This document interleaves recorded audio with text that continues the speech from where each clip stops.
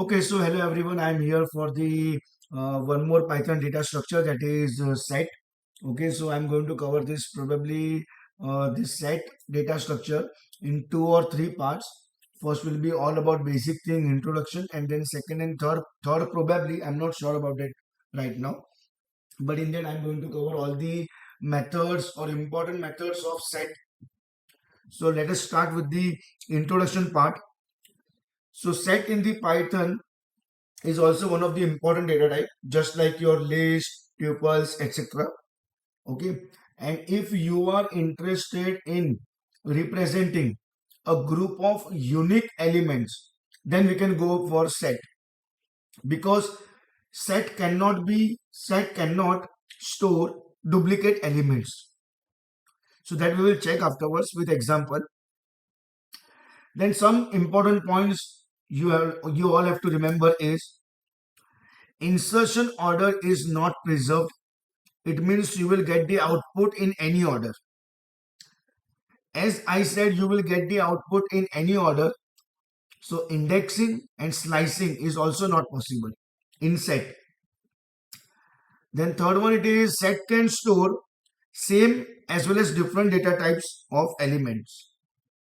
And the last one, I say set objects are mutable, which means we can modify. And one more thing, like dictionary, we are using curly bracket. So for set also we will use curly bracket only. So I am writing one simple example of s equal to, and I am writing curly bracket, and it is empty right now. But suppose if I enter s equal to 10, 20, 60, 40, 30, and I will close the bracket. Okay, and then I will print s.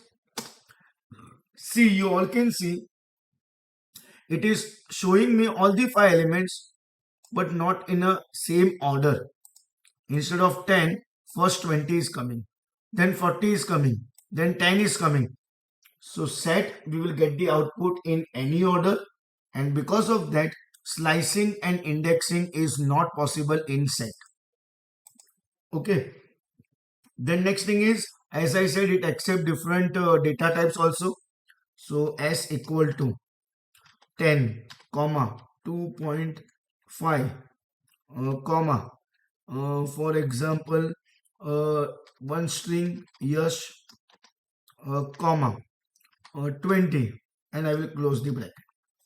Okay, and then now I will print s. Again we are getting the output, but not in the same order. It is not compulsory, but we are getting all the values, means set can accept all the different data types also. Next thing is nothing but we can use range function, and we can print the particular number of range. That is also possible. As I said, for duplicates,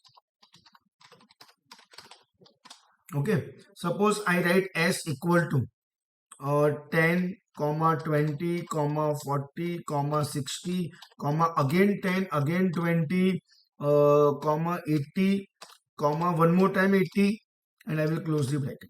There are many elements which are 2 times, that is 10, 20 and 80.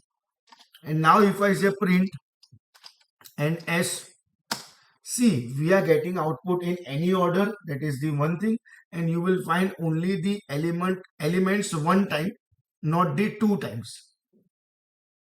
So duplicates are not allowed in set. Next thing is how to create empty set. Now the difficult question. Why it is difficult? Because if I write s equal to curly bracket, and if I print s, okay, so it will be curly bracket. But if I print type of s, it is showing me it is dictionary. So how to create empty set is nothing but you have to write s equal to set function. So instead of empty brackets, you have to write s equal to set function. Press enter, and then you print s That is the first thing, that is set function. And then you print type of s. Now it is showing that it is of which type of class, set. So that is all about the basic things, you can say. In my next video, I'm going to cover all the important methods like add methods, update, then copy, then pop, then remove, discard, clear, and also some mathematical operation like we know union, intersection, difference, symmetric difference. Okay, and we know some membership operator, that is in and not in, how to use that also. So that I'm going to cover in my second video. So thank you everyone.